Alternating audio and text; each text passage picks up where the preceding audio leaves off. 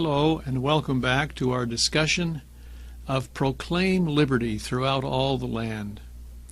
We are today discussing Lesson 13, which we have entitled The Founders' First Attempt to Find the Balanced Center.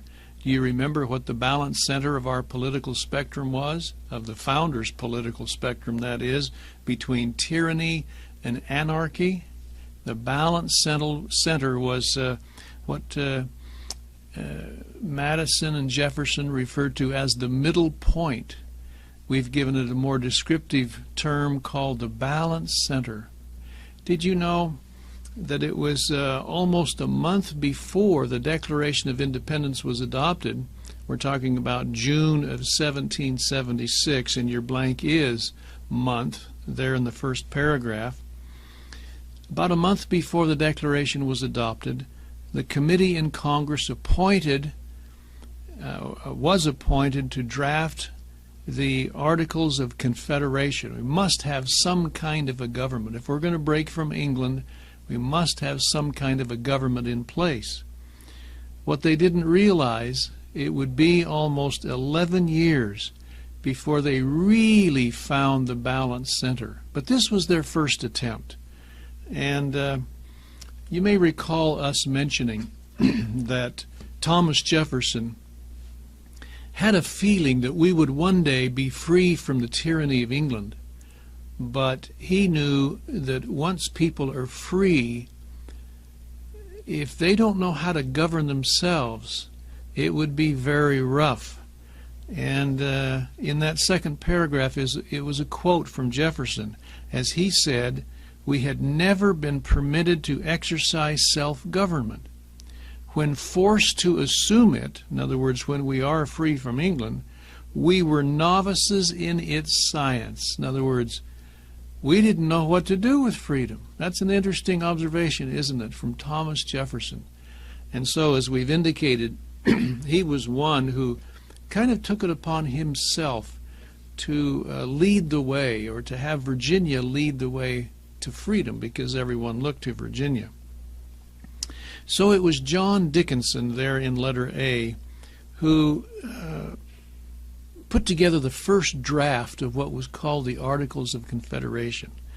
And when John Dickinson was not originally opposed to independence, that's your blank for letter A, and he thought he could just write to the king and explain it all and work the problem out.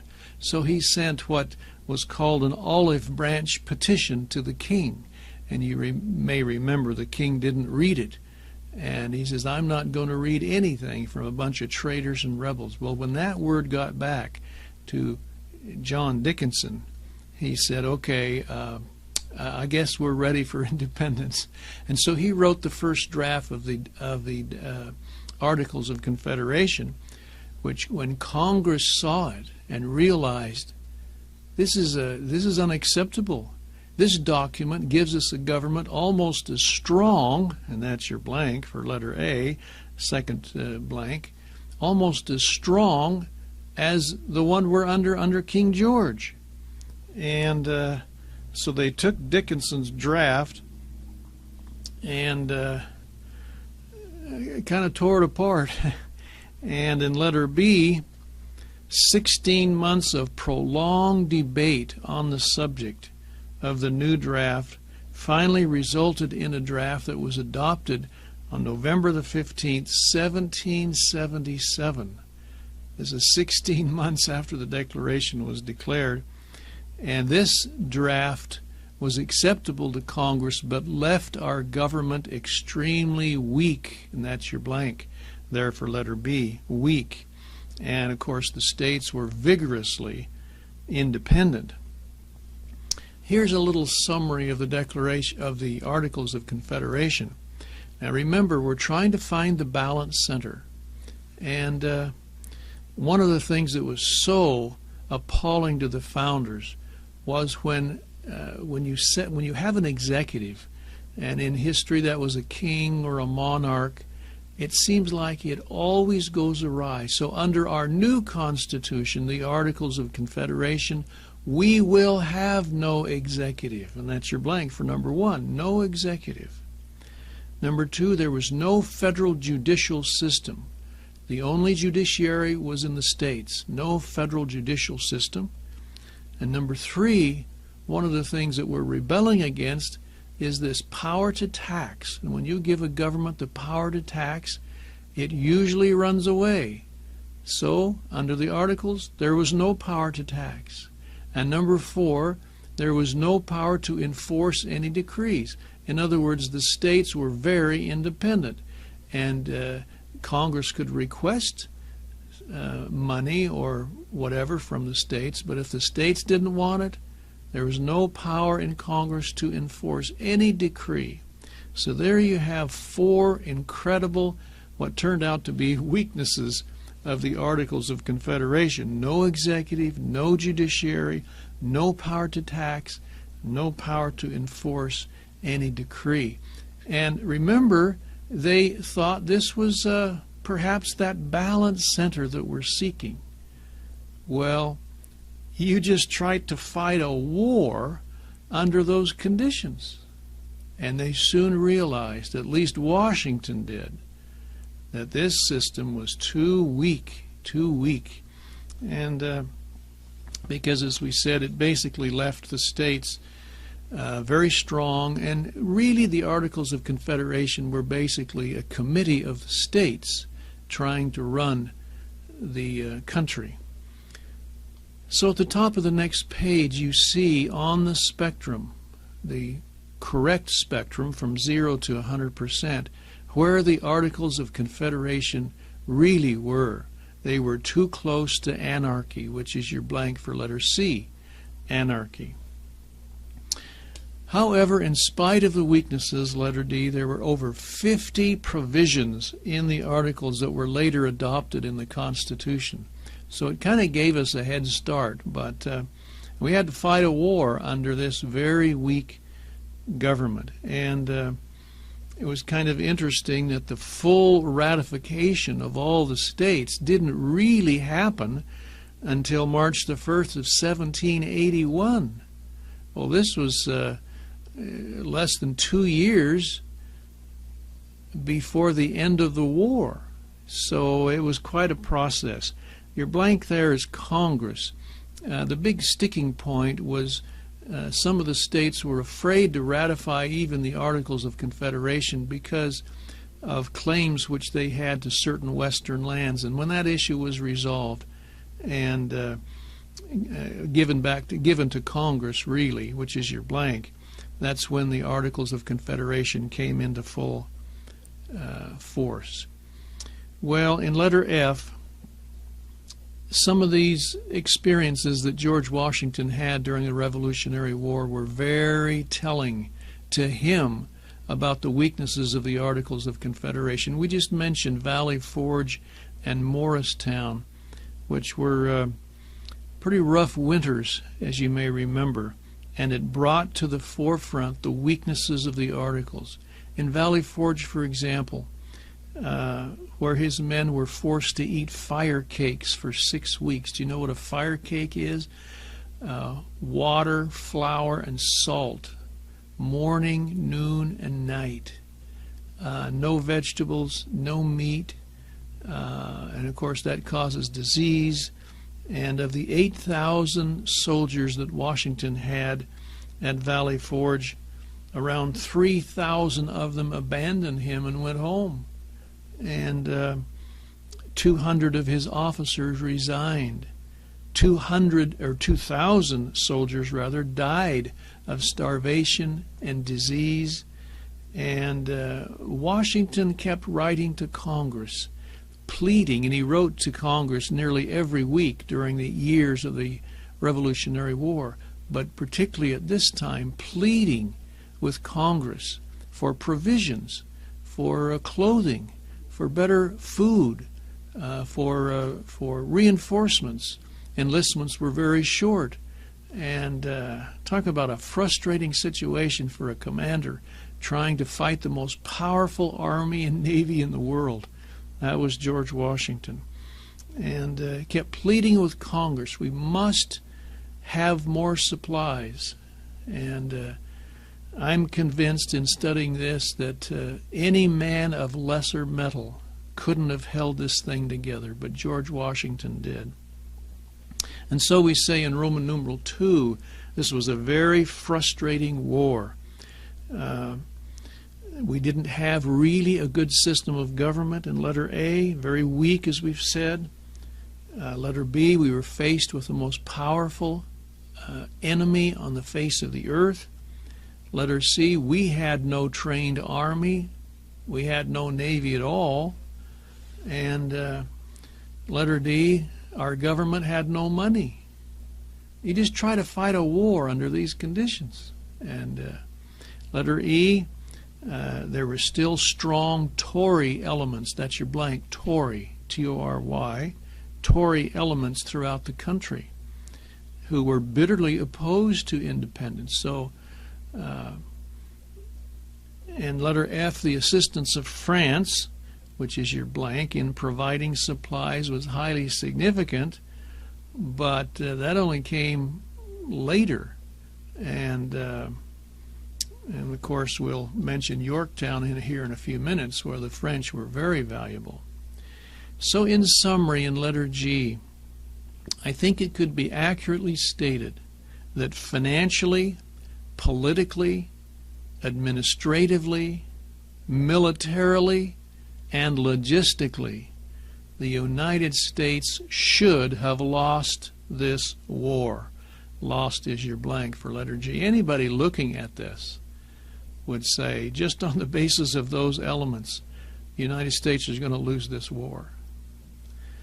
And so we say in Roman numeral 3, George Washington, America's most indispensable man. Without him, it probably would have been lost. And none exceeded his sheer grit and steel-girded fortitude than George Washington, which is your blank. Letter A, at no time the states were wholeheartedly in support of Washington. Neither was Congress. Now this is interesting. You're fighting the enemy, the British. You also have to fight Congress. You also have to fight these Tory elements of your own American citizens. This was a tough situation. Your blank for letter A is states, Congress or the states. And there were some generals that Washington had. Two men, Charles Lee and Horatio Gates, who had been British officers, letter B is British, constantly wanted Congress to replace Washington. They felt like he was inept and he needed to be replaced. So he was not only fighting Congress and the states and the British, but he was fighting sometimes his own officers who, in many cases, betrayed him. Letter C, Washington won most of the battles with men who were starving, freezing, poorly clothed, poorly equipped, and very often ill. And after a skirmish or a battle, even if it were victorious, his army would melt away, and he'd have to start with a whole new army. As we said, the enlistments were very short-termed, and that's one of the things that he kept pleading to Congress. We must have longer enlistments. Letter E, as you may remember, at the end of the war, things were in such terrible shape, and the men weren't being paid, and it looked like things were continuing to fall apart, even though we had basically won the war, that some of Washington's men tried to make him King George the First of America. King is your blank. And you may remember when Washington heard about this attempt, he indicated, of all that we've been through during these years of war, this is the worst that I have ever heard of. And it was so repulsive to him that they would want to throw this whole experience overboard and return to this system of Europe with a king. And so what did Washington do? He immediately resigned his commission and returned to Mount Vernon to become a private citizen, thinking that's where he was going to stay for the rest of his life. Your blank for letter E is king. Well, we could discuss at length some of the things in the Revolutionary War, but some of the battles, but I just want to point out to you some of the major battles and who the winners were as we go through it, so we'll do it very quickly. And your blank is defeat. I want to show you where this whole thing was fought on the razor's edge of defeat. So if you, under the column winner, will put an A or a B as I give it to you, depending on whether the Americans or the British won. Are you ready? Boston is A. Charleston is A. New York is B. Trenton is A. Princeton is A. We're doing pretty good so far, aren't we? Well, just wait. Ticonderoga is B. Bennington is A. Freeman's Farm is a D. That means draw. Nobody won that one. A D for Freeman's Farm. Saratoga is A. Brandywine is B. Germantown is B. Monmouth is another D for draw. Savannah is B. Vincennes is A. Savannah again is B. Charleston is B. Camden is B. Kings Mountain is A. You ever played King of the Mountain? I don't know if this is where this comes from or not. We've all played that as youngsters, but this is the mountain near the border of North and South Carolina. And the British took the mountain. And the British Major Ferguson gets on top of this mountain and proclaims, no American, not even the God in heaven, can dislodge me from this mountain. Well, he shouldn't have said that, because the Americans not only dislodged him from the mountain, they sent him back to his creator to make peace for that statement. So the Americans eventually took Kings Mountain. Cowpens is A. Guilford Courthouse is B. Now, I want you to pause there for just a minute, because if you were to add up all the A's that I've given you, you'd have 9. And if you'd add up all the B's, you'd have 9. This, as we said, this war was fought on the razor's edge of defeat. And now we come to Yorktown. And I'm sure you know who won Yorktown, but let me give you just a little background. Washington's great desire at this time was to take New York. He always wanted to take New York, but he knew he couldn't take. He tried it a time or two, but he couldn't take New York because what's surrounding New York? Water. And what's in that water? British ships. You can't take New York unless you have a navy to contend with these British ships. And when Washington heard that France was coming in to help us, of course he knew they had a fleet. They had ships.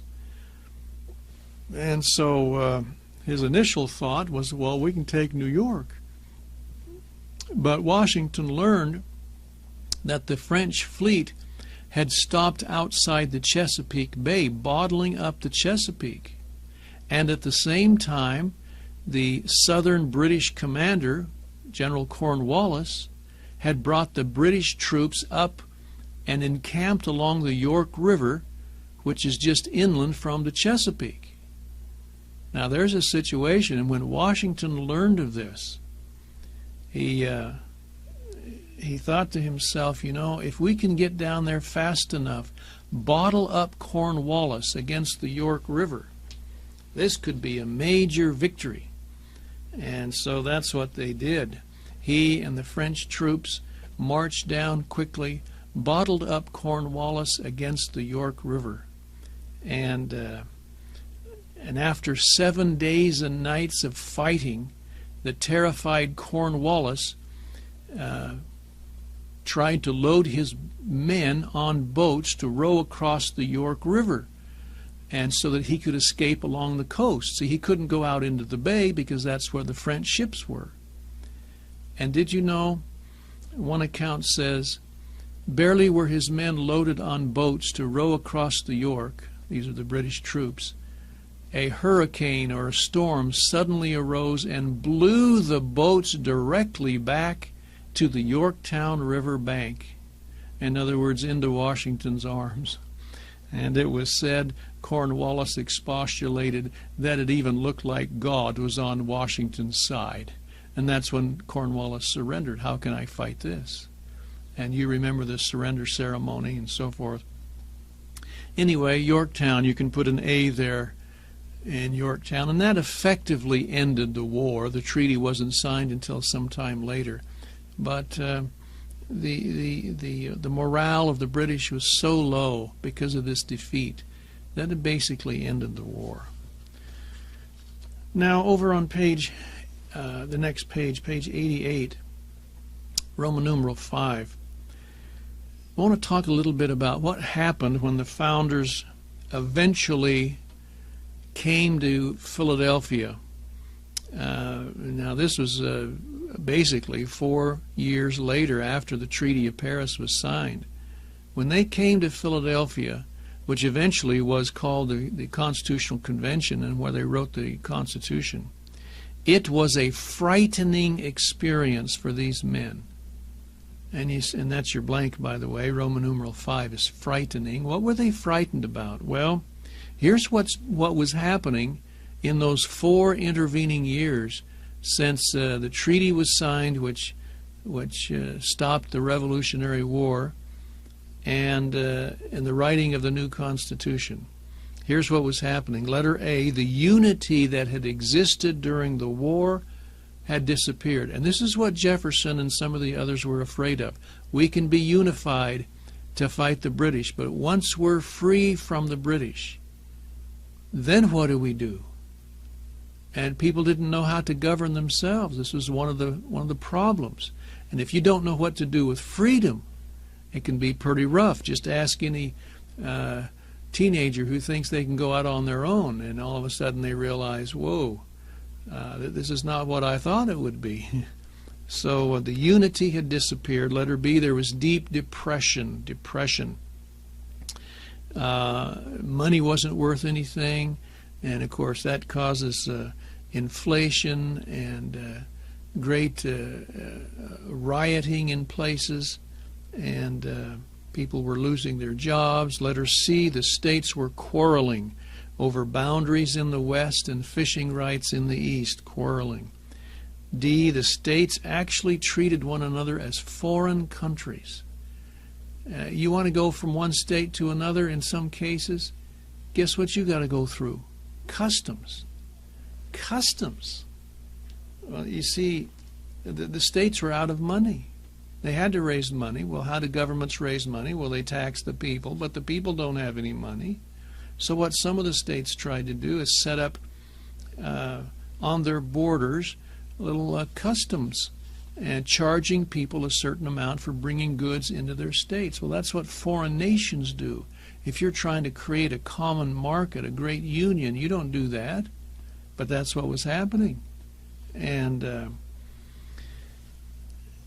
letter E, Spain was threatening to seize territory along the Mississippi River. See, Spain knew, well, let's see, England's gone, so now maybe it's our turn. Even hired one of our former generals from the Revolutionary War to try to make this happen. So other nations were claiming some of our land. This was along the Mississippi River, which is your blank. Letter F, England would not remove her troops from our northern border. Did you know that even though the troops went home from New York and other places, there were still quite a number of British troops along the Canadian border? And this was continuing until George Washington had been president for 7 years, nearly the end of his 8 years, until the Jay Treaty was signed, which required England to take her troops home. So your blank there is troops. And letter G, such hostility had developed among the states that New England was threatening to secede from the Union. And what was even worse, the southern states said, good riddance. We don't need you either. This sounds like real unity, doesn't it? See the problems here that we're developing? And this is why when the founders came to Philadelphia, it was rough. And they didn't know if they could solve the issues or not. but of course they were willing to try. And under Roman numeral 6, so we say it was almost a miracle that the convention ever took place. None of the states seemed to want it. An interesting thing happened on the Potomac River. The two states that border the Potomac in that area, Maryland and Virginia, could not agree on fishing rights on the Potomac. So Washington invited them to come over and solve the problem. He wanted the states to get together. As a matter of fact, he had written to all the states asking them to get together to add more energy. He kept using that word, energy, to the national government. And that's your blank. Nothing came of it. They ignored the great general. Nothing. Then in letter C, as we said, these two states got together at Mount Vernon and sat on Washington's porch there, which, as you may know, overlooks the Potomac River, beautiful scenery. And they talked about these trade problems on the Potomac. That's your blank. Trade. Actually, they said, what we want to do is have a trade conference of all the states. And so they planned it for Annapolis, to have a trade conference of all the states and see if we can work out our problems. And so they set that up for September of 1786. The only problem was, letter D, only 5 states showed up. Well, what can you do with 5 states under the Articles? Nothing. Remember, it required unanimity. You can't force any states to do anything unless they agreed. So it required unanimity under the Articles. So they said, you know, maybe what we should do is get together and see if we can revise these Articles of Confederation. That's our big stumbling block. And so they said, let's meet next year, 1787, in Philadelphia in May, and see if we can do something about these Articles of Confederation. And that's how the Constitutional Convention, both the time and the place, was set. And when we begin our next lesson, we will discuss what happened in Philadelphia at the Constitutional Convention. Thank you very much.